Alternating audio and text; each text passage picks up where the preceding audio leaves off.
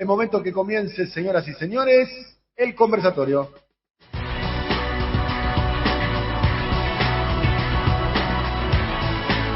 Vamos, querido Amado, vamos ahí que está con la ropa deportiva. Estás para salir a la cancha, Amado.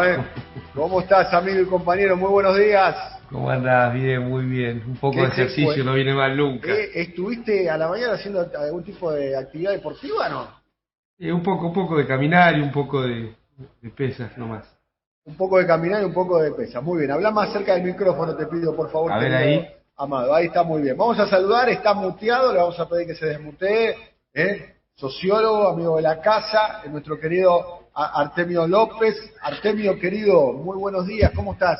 ¿Qué tal, Daniel? ¿Qué tal, Amado? Bien, acá estamos dispuestos a charlar un poquito. Algunas novedades tenemos y si no, bueno, las construiremos con un ejercicio de imaginación importante. Está bien, bueno, la imaginación y la política van de la mano. Van de la mano, absolutamente. Hay que imaginarnos. Sin imaginación, la práctica política se empobrece y la imaginación es extender lo que aparece como evidente. La imaginación al poder, Artemio.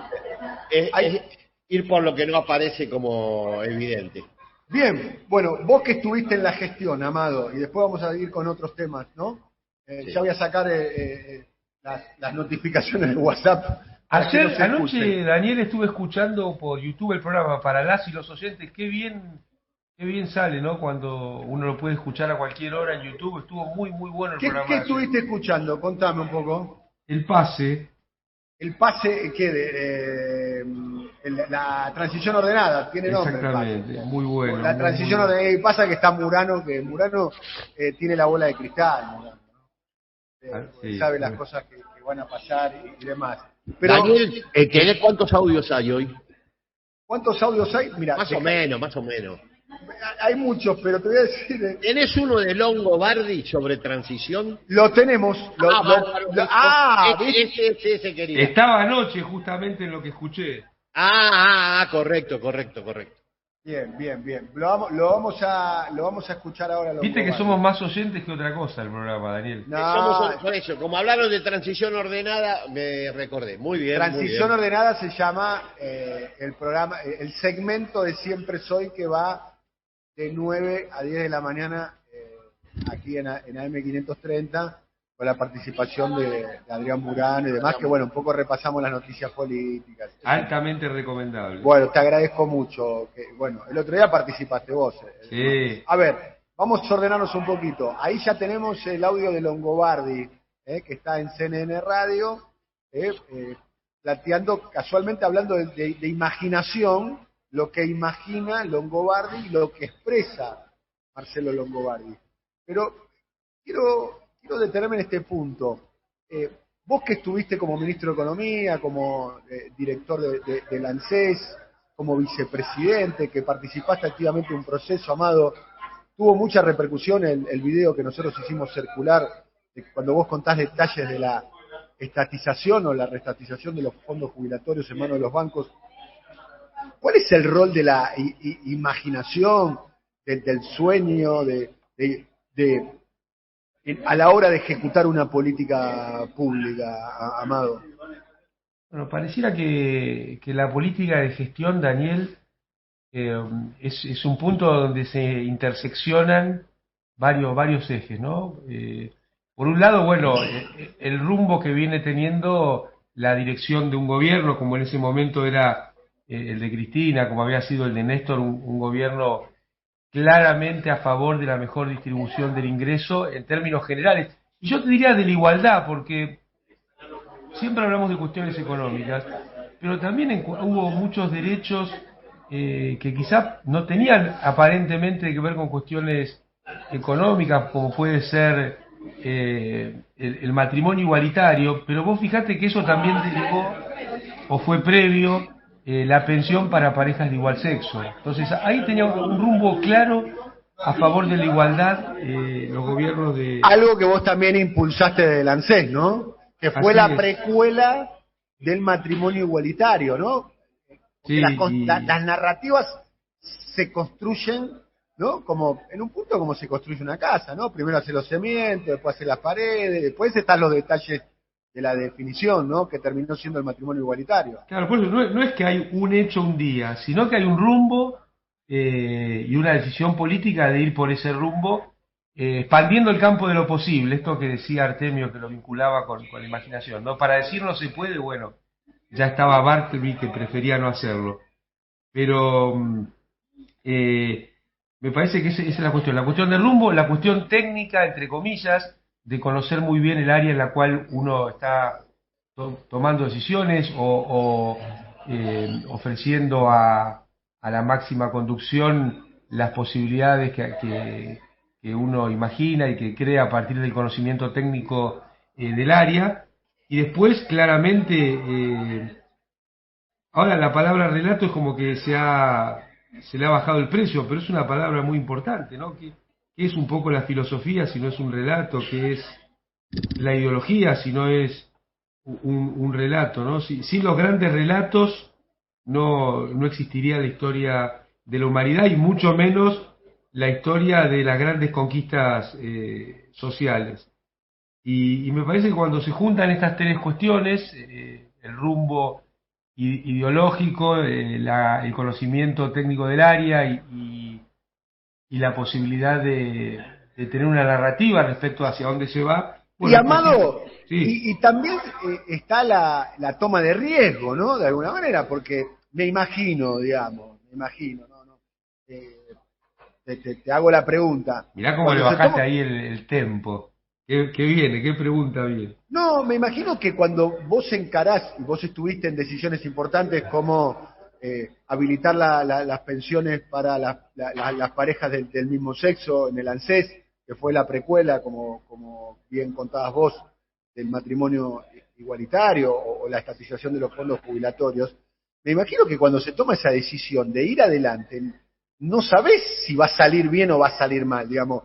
En un punto es como cuando un técnico de fútbol saca un volante para poner un delantero, saca un defensor para poner un volante ofensivo, no sabe si le va a resultar, si al final del día el partido lo va a ganar, pero toma el riesgo, ¿no? Ah, claro, porque además este asunto bueno, los proyectos de ley hay que construir las mayorías de los votos, las mayorías nunca están.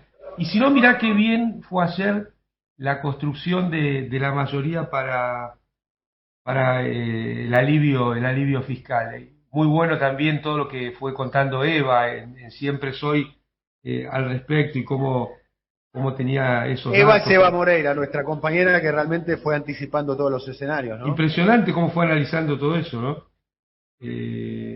Y bueno, eso también es una construcción y esa construcción no se hace sin una narrativa adecuada. Hasta entre acervo, fíjate que parecía que no podía salir, que le estaban corriendo el arco a la coalición oficialista y sin embargo me parece que hubo un muy buen trabajo, no solo en conseguir las manos, como se dice en la jerga, aquellos que van a votar, sino en cómo se le explicó al conjunto de la población la importancia de esta medida y bueno, salió casi por unanimidad, entiendo, ¿no? Estamos hablando, sí, salió por unanimidad, la ley de alivio fiscal que va a afectar positivamente a 5 millones de contribuyentes, de ciudadanos y de argentinos. Entonces ahí tenés un claro contrapunto al no se puede o al no están las posibilidades objetivas. Las posibilidades objetivas también se construyen. Y me parece que un poco apuntabas ahí con tu pregunta, tu reflexión. Y lo otro es, bueno, saber que cuando se gobierna a favor de las mayorías vas a tocar intereses concentrados. Vos imaginate, tomemos el caso de la CFJP, que es el más sencillo de explicar. 10 o 11 empresas administraban un banco central, ¿no? Directamente. Eso no surgía de la naturaleza o de los mercados. Fue una creación gubernamental en tiempo de Menem.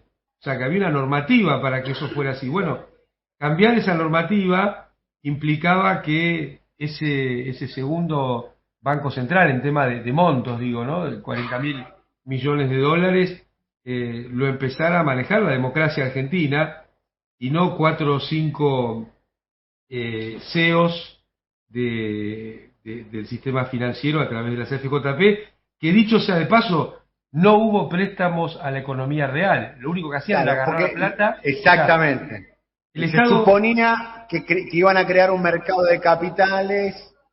una de las ¿no? promesas incumplidas, De o tantas la promesas incumplidas, ¿no? Y del al final le sistema. terminaban prestando al mismo Estado, que por otro lado... Pero mira, vale la pena explicarlo, ¿no? Porque el Estado, la FIP, recaudaba la plata.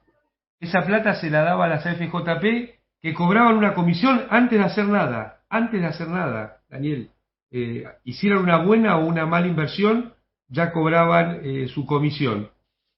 Esa comisión, Amado, llegó a estar en 40% del aporte durante la crisis del 2001. Claro, porque Cavallo bajó las alícuotas de aportes y contribuciones, pero no le bajaron la comisión, o sea que era sobre el sueldo bruto, no sobre la alícuota. Vos fijate del disparate que estamos hablando, pero además se daban vuelta, entre comillas, y se la prestaban al Estado.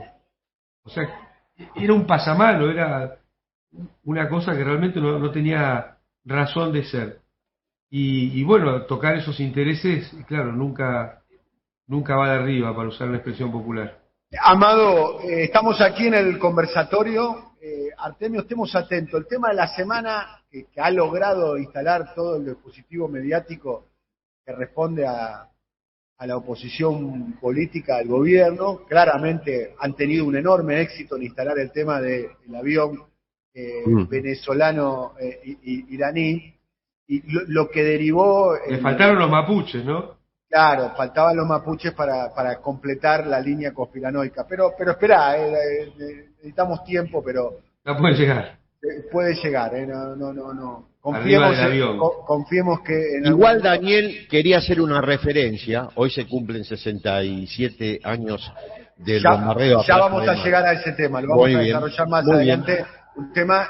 porque como hablábamos de afectar intereses... y de aviones. Y de aviones...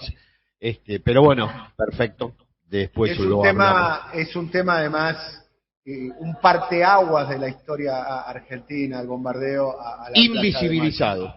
Absolutamente. Pero vamos a escuchar primero a Horacio Rodríguez Larreta, mi amigo Horacio, el supuesto Paloma, el supuesto conciliador, el que supuestamente plantea las cuestiones del centro dentro de la coalición Juntos por el Cambio. Hablando de el avión que hasta ahora, yo no soy un especialista en el tema, quiero aclarar, solamente me informo, bueno, está muy al detalle Adrián Murano de lo que está sucediendo con el avión, lo sigo muy de cerca también a Tuni Coleman, que bueno, es un amigo, un compañero de trabajo que también está muy al detalle. La primera conclusión que uno puede ver, digamos, insisto, no estoy muy en el tema, no me tomen demasiado en serio en general y en particular con este tema, pero lo primero que se puede observar es que por ahora no está determinado ningún tipo de delito. Acá hay un estado de sospecha solamente basado en la nacionalidad de los integrantes de la tripulación o la nacionalidad del producto del origen del avión, ¿no? Estamos hablando el estado de sospecha que se estableció sobre eso, porque se trata de dos países, de alguna manera, apuntados por Occidente, tanto Irán como Venezuela. Hasta ahora no se determinó, por lo menos, por lo que yo veo, ningún tipo de delito. Vamos a escuchar lo que dice Rodríguez Larreta, después vamos a escuchar lo que dice Longobardi. Longobardi era hasta hace poco el periodista más escuchado de la radiofonía argentina. No sé si lo sigue siendo, porque ahora cambió de radio, cambió de Mitre a CNN.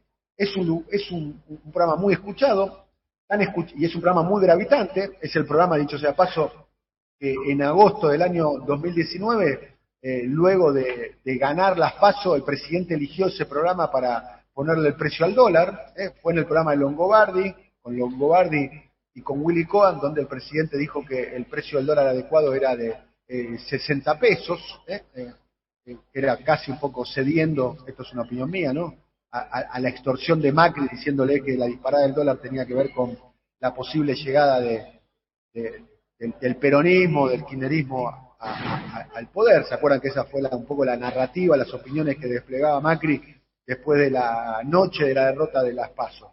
Escuchemos a Larreta y escuchemos después a Longobardi. Y escuchemos atentamente a Longobardi. Ahí va.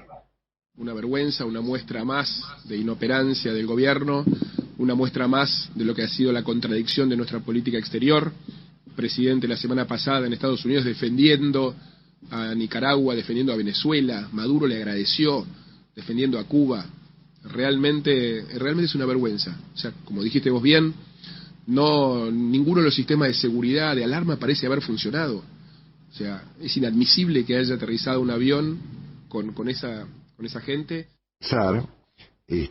Creando alguna clase de grupo entre oficialistas y opositores que advierta que arriba de este barco completamente a la deriva, y hasta puede ser peor que a la deriva, ¿no es cierto? Porque una cosa es la deriva, que es muy mala, y otra cosa es que sea peor que la deriva, ¿no es cierto?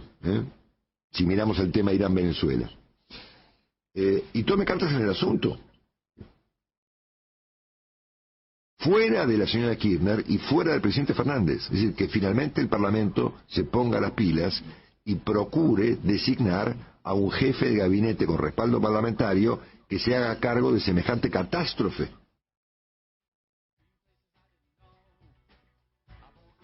Esto es lo que planteaba Longobardi. Bueno, primero Horacio Rodríguez Larreta y luego Longobardi. Daniel. Lo que pareciera proponer Longobardi es un golpe de Estado institucional. Un golpe de Estado institucional. Pero no institucional. Perdón. Lo que él Temer. graciosamente llama ponerse las pilas es un golpe de Estado, punto. Porque no está en la Constitución nuestra, que no vivimos en Francia, en una república parlamentaria. Nuestra Constitución no prevé esa situación que plantea alegremente. Bueno, se tendría que aplicar la ley de acefalía con la renuncia de Alberto. La ley de acefalía no funciona otra cosa, no es el Congreso, es la Asamblea Legislativa, después de haber pasado por muchas instancias. Tendría que ser la ley de acefalía después de que haya renunciado presidente, vicepresidente de la Cámara de Diputados, presidente provisional de la Cámara del Senado. Realmente eso no está en la Constitución argentina ni en la ley de acefalía. El presidente de la Corte, ¿no? Que Rosati, obviamente, si le queda una pelota, sabe cómo la manda a guardar, ¿no? Es realmente. Y eso es ponerse las pilas, ¿no? La naturalización de un golpe de Estado. Bien. Artemio, vos pediste este audio, ¿qué observaste? No, me parece que es efectivamente bajo otras formas el intento de desaparición del proyecto popular democrático. Hay la frase fuerte, el corrimiento del presidente y de la vicepresidenta sobre todo. Lo que está planteando Longobardi hoy por CNN es lo que intentaron hacer hace 67 años. Hacer desaparecer la grieta es hacer desaparecer el proyecto popular democrático. Y esta es una forma, digamos, elegante, lo dice desde la CNN, ahí no entra un alfiler, si no sale claramente editorializado por una parte, por lo menos importante, del poder comunicacional de la embajada. Y lo que está planteando es que se necesita hacer desaparecer urgente lo que apareció con fuerza a partir del 2003 y retomó lo que intentaron hacer desaparecer en 1955 con los bombardeos, el proyecto popular democrático en Argentina, condensado en la figura del presidente y en particular de la vicepresidenta, y lo dice con todas las letras, hay que desplazarlos y que tome el poder, obviamente, alguien que represente nuestros propios intereses. No tiene frenos inhibitorios como no los tuvo Rosenkrantz en su momento, pero evidentemente están planteando eso, no me cabe duda, y es recurrente en la historia argentina, no es ninguna novedad, es una anomalía que ellos quieren. Por eso que cuando se plantea hay que superar la grieta, esto es superar la grieta. Intentar hacer desaparecer, esta vez por otros medios, el proyecto popular democrático. Para que se cierre la grieta en la mentalidad de esta gente, debe desaparecer el peronismo y en particular la nueva fase del peronismo en el siglo XXI, que es el kirchnerismo. ahí cerrarían la grieta porque efectivamente tendrían un fuego bipartidario, tripartidario, no sé cómo armarán el escenario institucional, donde no se ponga en discusión el proyecto socioeconómico. Y luego sí se discutirán formas, matices, bueno, viste ahora la discusión al interior de Juntos por el Cambio. Bueno, ese tipo de discusiones es la que quiere instalar para el conjunto del arco partidario argentino, y para que eso suceda, la figura de Cristina y la figura de Alberto claramente son un obstáculo notable. La aparición de Néstor y de Cristina a ellos les resultó claramente un obstáculo que no lo preveían, no pensaban que la resolución de la crisis de salida de un cuarto de siglo de neoliberalismo iba a propiciar el recomienzo del proyecto popular democrático en Argentina. Eso no lo tenía. Bueno, esa es la historia, ¿no? La historia tiene ese componente aleatorio, ese componente de acontecimiento político imprevisible, y bueno, surgió. Y acá hay un detalle. Disputa. Pero yo no quería, Daniel, discúlpame que insista, ¿no? Coincidiendo en todo lo que dijo Artemio, y me parece que a esto hay que, en algún momento del conversatorio, pegarlo al tema del bombardeo de Plaza de Mayo, pero no quiero dejar pasar del comentario el énfasis en que también no solo es que desaparezca el proyecto popular democrático, sino funcionar por encima de la Constitución Nacional. O sea, aquellos que hablan de la República, lo único que quieren es que no haya República, que puedan hacer lo que quieran en el momento que quieran. Estamos hablando aquí con Amado, con Artemio, estamos con el conversatorio. A ver, la novedad en los últimos tiempos, que me parece que es el gran aporte, lo digo sin ironía, pero lo digo porque es un gran aporte, no necesariamente positivo, pero es un aporte al fin, que está haciendo Javier Milei en el ecosistema político, es que está corriendo la agenda a la derecha. La semana pasada pasábamos el audio de Gerardo Milman, que es hombre que milita cerca, diputado nacional, que está muy cerca de Patricia Bullrich, diciendo al PAMI directamente hay que cerrarlo. Vamos a escuchar ahora, es el audio número 5 y el 6, vamos a poner los dos juntos, le digo a Silvio Soler, nuestro operador, donde la respuesta de Máximo Kirchner, cuando estaba anunciando la semana pasada, el viernes de la semana pasada, un hospital del PAMI, el primero que se hace en la localidad de Hurlingham. Y también a propósito de la manifestación pública que hizo Carlos Rosenkrantz, el ministro de la Corte, el expresidente de la Corte Suprema de Justicia, reversionando a su manera o reinterpretando a su manera la frase que le adjudican a Evita, donde hay una necesidad, nace un derecho. Pero el detalle acá, ahora lo vamos a escuchar la réplica de Máximo Kirchner, es que manifiestan a cielo abierto su programa. Ya no es que se ocultan, no lo dicen. Ya, yo estoy en Córdoba, viajé por Aerolíneas Argentinas, el viaje a tope. Pero sin embargo Macri dice, Aerolíneas Argentinas es un colectivo con alas y hay que cerrarlo, o hay que dárselo a los trabajadores, o no hay que desfinanciarlo. Vamos a escucharlo a Máximo hablando del tema del PAMI y contestándole a Rosenkrantz. Yo lo vi hace unos días, pero parece que fue hace unas cuantas semanas. Las principales figuras de Horacio Rodríguez Larreta, de Mauricio Macri, Patricia Bullrich. No hace falta. Hay que escucharlos. Si los sigamos o no lo escuchamos, tienen la idea de cerrar el PAMI. Y yo vi que le preguntaban, ¿y qué vas a hacer? Y no sé, cerrar el PAMI. Y la verdad que esos y esas 5 millones de afiliadas y afiliados deben preguntarse también. Y obvio que cualquier gestión, y más cuando estamos hablando de este tamaño y cantidad de gente que hay que abarcar, tiene imperfecciones. Vaya sorpresa si no todo sale bien. Pero el espíritu con el que se hacen las cosas, la orientación con la que las hacemos, porque los medicamentos gratis no es los medicamentos gratis y ya.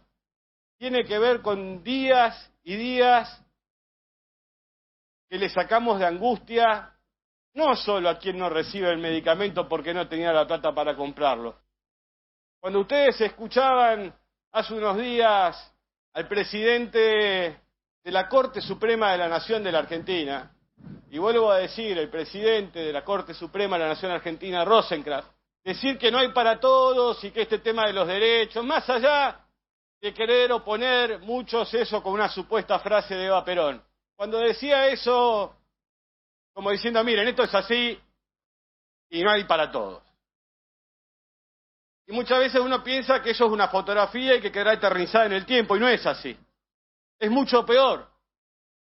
Porque algo que dejó la pandemia, y no solo en nuestro país, sino también globalmente, es el proceso de concentración económica global que hay. Lo que sucedió desde el comienzo de la pandemia fue que se potenció aún más y a niveles desconocidos de quienes más tienen, más y más ganaron sobre los que menos tenían. Ahí estábamos escuchando a Máximo Kirchner el viernes pasado en Hurlingham, anunciando un hospital del PAMI que por lo que me dicen a mí, hay que ver, Yo cuando me lo dijeron dijo, ¿seguro? Pregunté, ¿seguro? En 9 meses estará construido e inaugurado. Y está en un lugar emblemático, frente al golf club de Hurlingham. Allí se va a construir el hospital para los afiliados y las afiliadas del PAMI. Artemio Sí. y Amado pregunta, digamos, frente a lo que parece ser un fenómeno además mundial, entre la pandemia y la guerra han concentrado la riqueza en pocas manos. ¿Cuáles son los instrumentos que tiene el Estado de políticas públicas para revertir esa concentración? Amado, Artemio.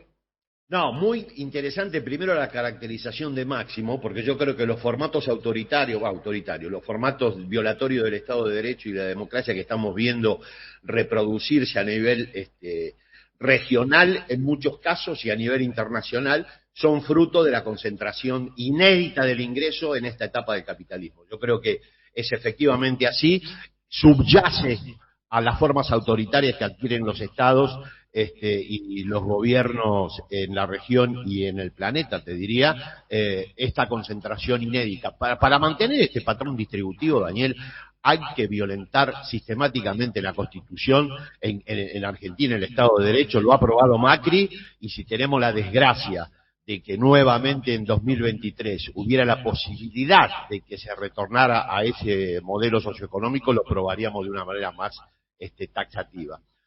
Y las herramientas, bueno, ahí está Amado que va a responder de manera más pertinente, pero para mí, soportado siempre en la movilización y en la organización popular, las herramientas de que dispone el Estado son, primero, el sistema impositivo, hay que cambiarlo. El sistema impositivo argentino es muy regresivo, descansa claramente en el consumo de manera insostenible. No hay impuestos al patrimonio, hay muy bajos, no hay impuestos a la herencia, no hay impuestos a la propiedad. Macri tomó... Dame ejemplos para que pueda entender. Cuando Sí, mirá, la presión impositiva en Argentina es de 28 puntos, en Brasil es de 30. Ni hablemos de los países desarrollados, donde está mucho más cerca del 50 y más.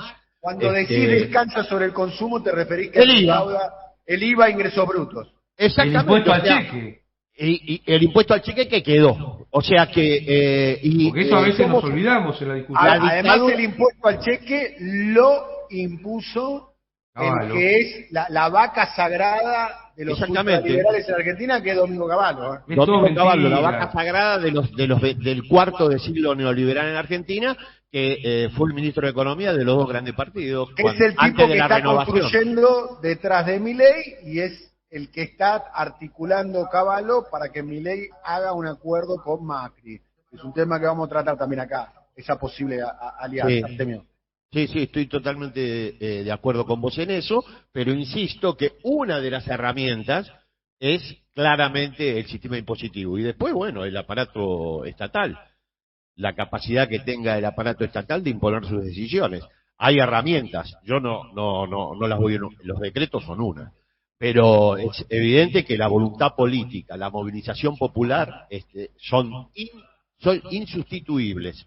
Y bueno, creo que hay que usarla, porque Sostener este patrón distributivo para un gobierno popular democrático es inviable. O sea, no te deja salida en términos políticos, en términos de justicia social y también en términos electorales. Hay que cambiarlo, hay que modificarlo y yo creo que el gobierno dispone de posibilidades para poder hacerlo. Hay que atreverse a ir más allá de lo que ellos señalan como posible. Mirá cómo hicieron estos en el 55.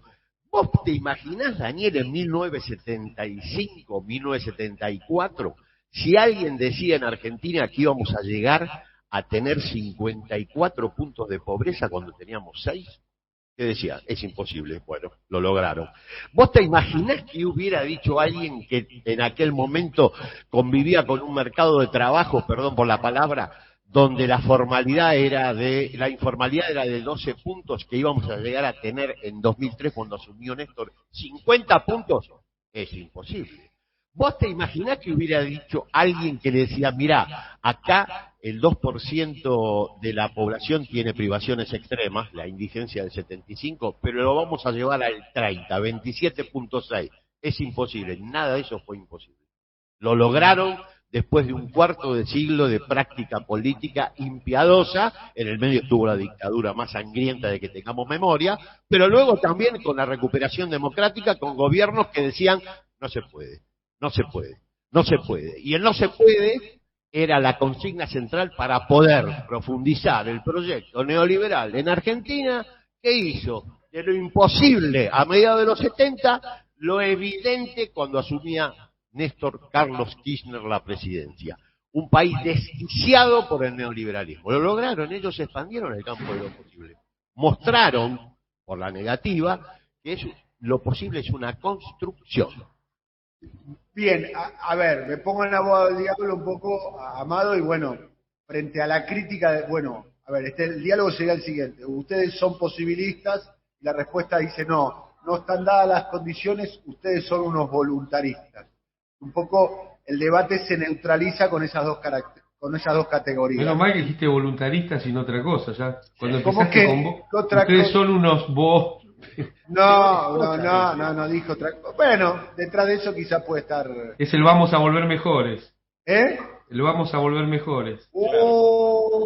La que tiraste, Amado. Te encendiste, Faltando 20 para el final. No, lo escuchaba. ¿Por qué el vamos? No lo voy a dejar y la pasar. caracterización de Máximo.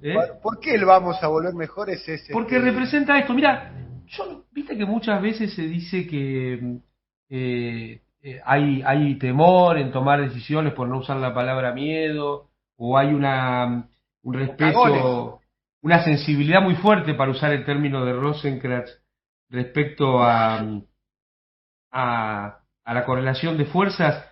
Yo creo que hay que ensayar otra explicación, que es que hay muchos actores de la coalición que tienen otro modelo en la cabeza. No sé por qué eludimos esa explicación.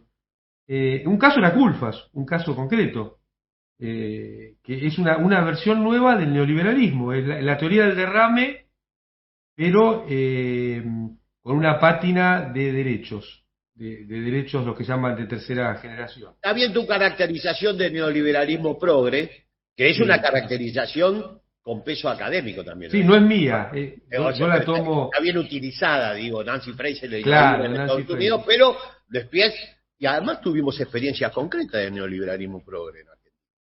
A partir del gobierno de la Alianza, evidentemente gobernó el país una experiencia donde había una de las dos fuerzas que la componían, quizá la que planteaba alternativas económicas más de derecha. Mirá vos qué paradójico, porque el retorno de Cavallo tiene más que ver con la atracción de una parte del FREPASO que con, por ejemplo, lo que planteaba la UCR bonaerense en su momento. Pero bueno, no me quiero ir tan lejos. Pero tuvimos claramente la experiencia de lo que sucede cuando gobierna el neoliberalismo progre. Porque en el fondo, este tema de decir, bueno, cuando se acomode la macro, se acomode todo, es una versión de la teoría del derrame. No hay duda de eso. Pero... yendo a la caracterización que hacía Máximo y que venía desarrollando Artemio, nosotros tuvimos la experiencia en el gobierno del 2008-2009. Y te acordás, Daniel, Artemio, que al principio de la pandemia hubo todo un debate teórico que, bueno, de la pandemia iba a salir un mundo mejor, Sí, incluso con algunos filósofos importantes. Yo no tenía ninguna duda que iba a salir un mundo más concentrado, y lo dijimos en este programa, porque si alguien se mueve bien en las crisis, es el capitalismo financiero, ¿no? Lo vimos en 2008-2009, donde todos los recursos del sector público fueron a salvar a los bancos, que eran aquellos que habían generado el problema después de haber conseguido del sector público legislaciones que le ampliaban sus posibilidades de negocios, otra vez volviendo al tema de lo posible. Porque parafraseando a Rosenkranz, podríamos decir que donde hay una oportunidad de negocio habrá una vulneración de derechos, ¿no? Me parece que ese es el eje de este sistema del neoliberalismo en esta etapa de la humanidad. Entonces, está claro que hubo mayor concentración a partir de la pandemia. Esto se va a agravar con la cuestión de la guerra, lamentablemente. Que esto ya venía mal en Argentina, producto del gobierno de Mauricio Macri. Y ahí vos tenés muchas herramientas, algunas las que señalaba Artemio, ¿no? El famoso tema tributario, que me parece que en Argentina debe revisarse, y no precisamente en el punto en el que está el debate en la discusión pública, porque como bien señalaba Artemio, nosotros tenemos un sistema profundamente regresivo que no se arregla con menos impuestos. Recordemos lo que pasó con el cuento de saquémosle el IVA a los alimentos. O ayer escuchaba parte del Vale sector. recordar que el IVA era de 18 puntos, se subió a 21 bajo la gestión Caballo con Menem, ¿no? Sí, bueno, y el famoso tema este del impuesto al cheque que trajo Caballo. Ese también es un impuesto muy, muy regresivo y que atenta además contra la actividad productiva. Como los temas de los anticipos de ganancias, que son también de esa época y atentan, de épocas anteriores, quiero decir, de la época de Caballo con Menem, que atentan también contra el sistema productivo, ¿no? No solo son regresivos en términos de la población, sino también son inadecuados para el sistema productivo. Entonces, ahí tenés un eje muy importante. Pero también tenés el eje, yo creo, en Argentina, en el tema del crédito. Se le sigue dando demasiada poca atención, me parece, al tema de las LELIQ. Hay un debate alrededor de este tema. Yo soy de los que creen que es un tema importante en lo económico y en lo político, porque pone al gobierno en una situación de una vulnerabilidad extrema. Hay que recordar que el gobierno de Mauricio Macri dejó 750.000 millones de pesos de LELIQ y hoy superan los 5.2 billones de pesos según el último informe del Banco Central. O sea, ahí tenemos una cuestión que desde mi humilde visión es severo, no solo porque genera una vulnerabilidad política importante, sino también porque restringe el crédito a la actividad productiva privada. Ahí tenés 5.2 billones de pesos que entran en una calecita donde generan cada vez más tasas de interés para el Banco Central. Entonces ahí hay una cuestión sin duda. Para los bancos, ¿no? Porque esa plata Exactamente. después termina, ¿no?, Exactamente. en una especie de bicicleta financiera entre los bancos privados que les prestan al Y después, Estado. me parece que en algunos proyectos del gobierno, mejor dicho, del conjunto de la alianza de gobierno, creo que también hay algunas cuestiones interesantes. Vos fíjate que de distintos sectores provino casi al unísono el fondo para pagarle al fondo. O sea, tener un mecanismo de pago al fondo que asegure que no sea el pueblo argentino el que vuelva a hacer esos pagos. Un proyecto de ley del Frente de Todos. Tenés la ley, el proyecto de ley para las ganancias inesperadas, o le dieron un nombre así parecido a eso. Eso también sale del Poder Ejecutivo, un sector del Frente de Todos.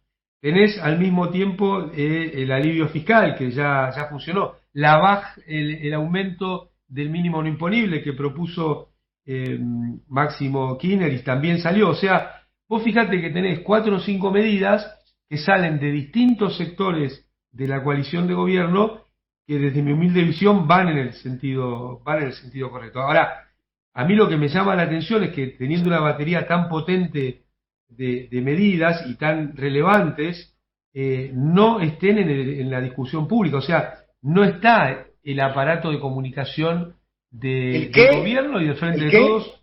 ¿El qué? La voluntad de comunicar, por si querés de otra forma. El aparato de comunicación del gobierno, disculpame. Pero no me estoy refiriendo a las cuestiones materiales solamente. No. Yo digo que es el punto que correctamente vos ibas a traer seguramente. Yo también te digo que los funcionarios, las funcionarias, no es una agenda realmente muy importante, muy valiosa, y no está en la discusión pública porque no hay voluntad de dar esa disputa en el terreno del debate público. Realmente, esta semana, Amado, se debatió, se discutió, se trató de establecer, lo dijo aquí en nuestro programa Adrián Murano, la idea de que había un intento de golpe de mercado contra el gobierno en su dificultad que está teniendo para renovar su deuda en pesos. ¿Qué puedes decir al respecto? ¿Qué grado de verosimilitud tiene eso? Yo creo que es muy cierto. Yo creo que es ¿Cierto muy cierto que hay un intento de desestabilización permanente en el sistema financiero desde parte del sistema financiero y de algunos actores de la política que articulan. Bien, ¿y cuál es el grado de vulnerabilidad del gobierno? La pregunta es lo siguiente: el gobierno recibe un ataque, ¿cuál es la capacidad de defensa que tiene el gobierno? ¿Alta, mediana, baja? En la medida que enfrenta y efectivamente lleva adelante políticas alternativas, alta. Claro. Si retrocede, baja. Esto es directamente proporcional a la capacidad que vos tengas de enfrentar estos sectores. Está absolutamente probado que el retroceso en estos casos es letal. Bueno, mirá, yo no por eso no quiero opinar, quiero mostrar lo que ya pasó, porque si no, lo que uno opina o no opina no tiene ninguna importancia. Lo que mostró Dilma Rousseff y lo que mostró Cristina Kirchner en un análisis comparado. Dilma dijo, acá la correlación de fuerzas es desfavorable, le entregó la economía a el Fondo Monetario y a los sectores financieros de Brasil a través de su ministro de Economía, que siempre se me escapa el nombre, y obviamente terminó destituida por un golpe palaciego con una popularidad de menos de un dígito. Cristina, hasta el último, a pesar de que tenía intentos de desestabilización permanente en términos financieros y políticos, al último día gobernó de acuerdo al pacto electoral que selló con la ciudadanía Néstor en 2003 y lo continuó ella en 2007 y 2011. ¿Qué plaza terminó despidiendo a Cristina? La que tiene un presidente, si tiene suerte, cuando inaugura su gestión de gobierno. Y terminó siendo una líder indiscutida de un proceso popular democrático que aún perdura. Bueno, fue una decisión política, voluntarista, y algo de voluntad política seguro siempre hay. Hay que la decisión de enfrentar. Dilma es la decisión de retroceder. Así que. Esto que señala Artemio, Daniel, va al fondo de tu reflexión, me parece, porque ataques especulativos hay siempre en los gobiernos.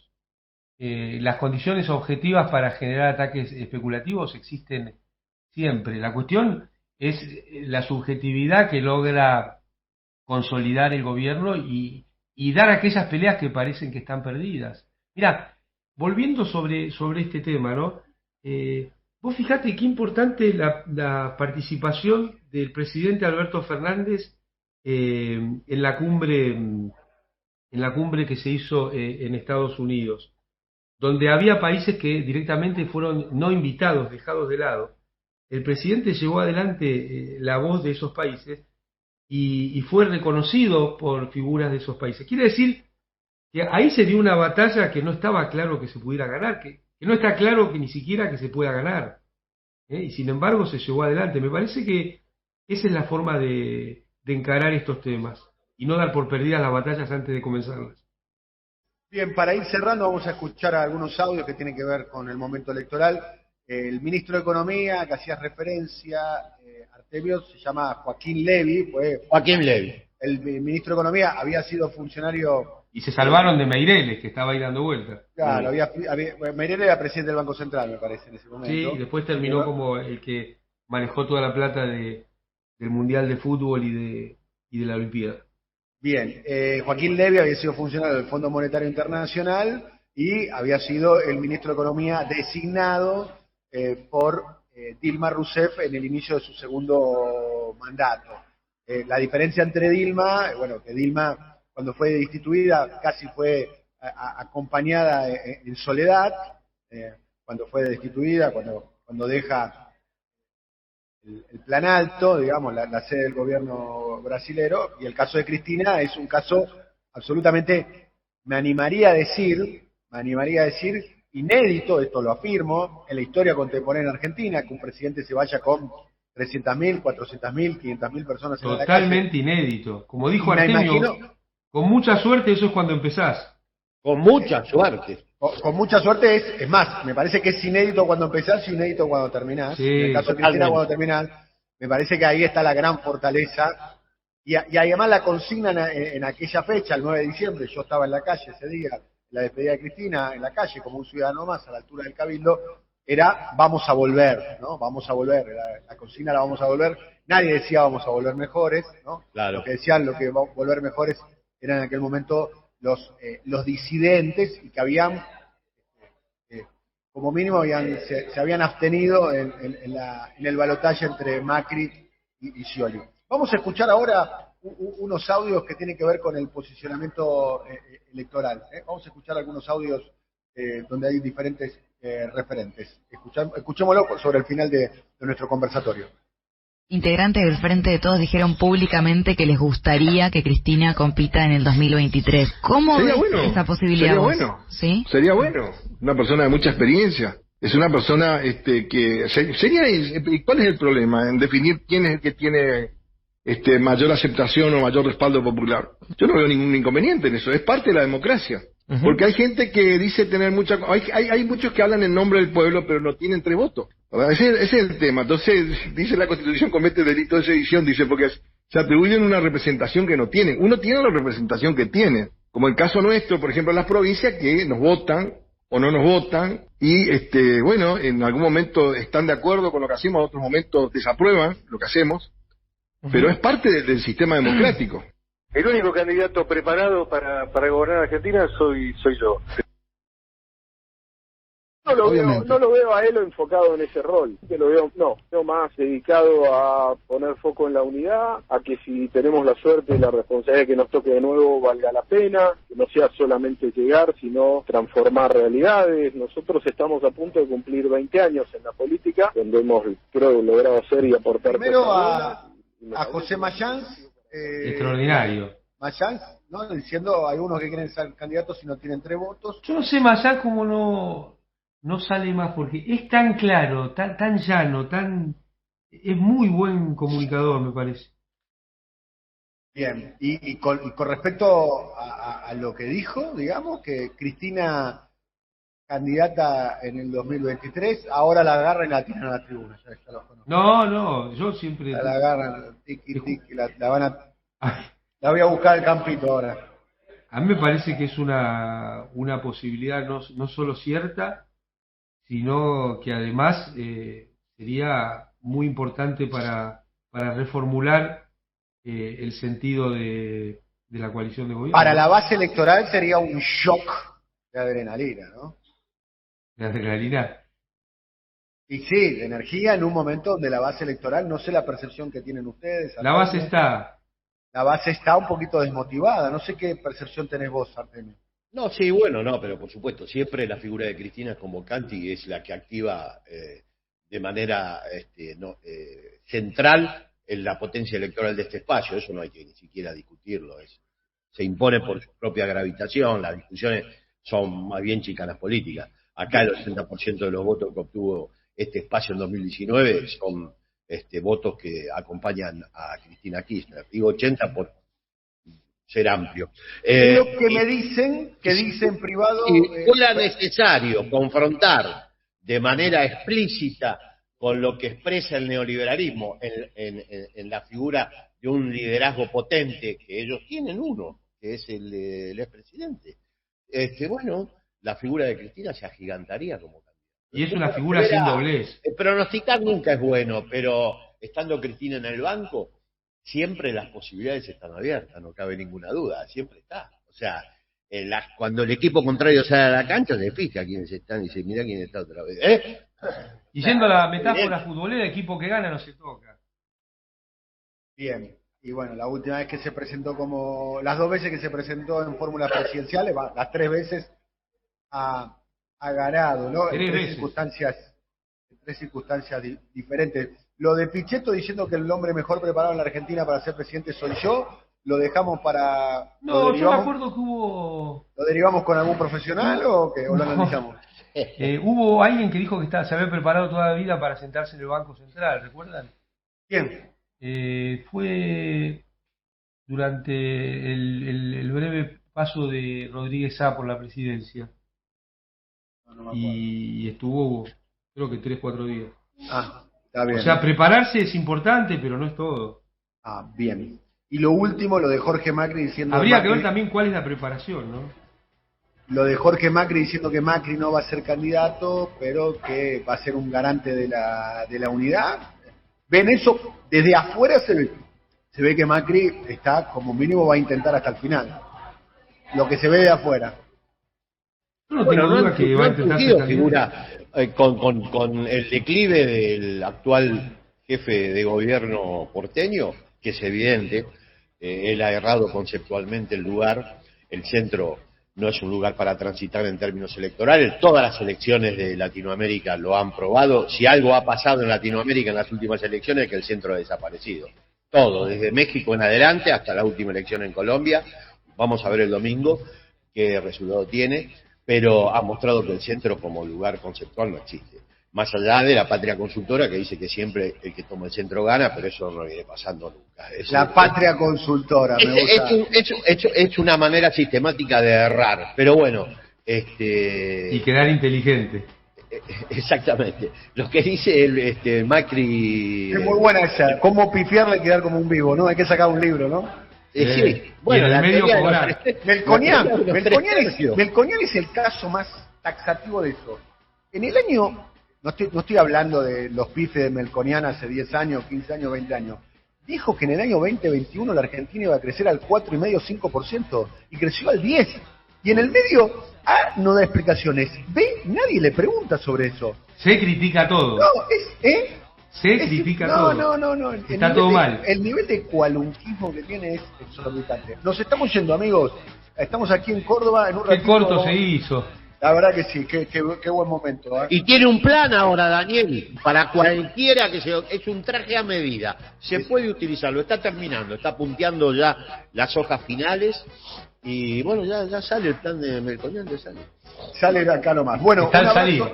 Chicos, quiero decirle que voy a estar a las 15 horas acá en el predio ferial de Córdoba, en la Cumbre Mundial de Economía Circular, si quieren venir. Que los que estén en Córdoba o estén en las cercanías de Córdoba están más que bienvenidos.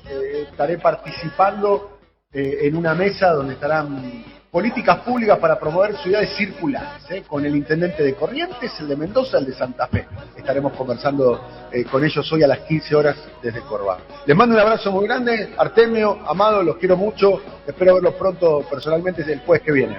Genial, ¿no? Dale, Daniel, suerte en la actividad y un saludo a la audiencia. Un saludo muy grande a la audiencia, un abrazo muy grande. ¡Nos vamos!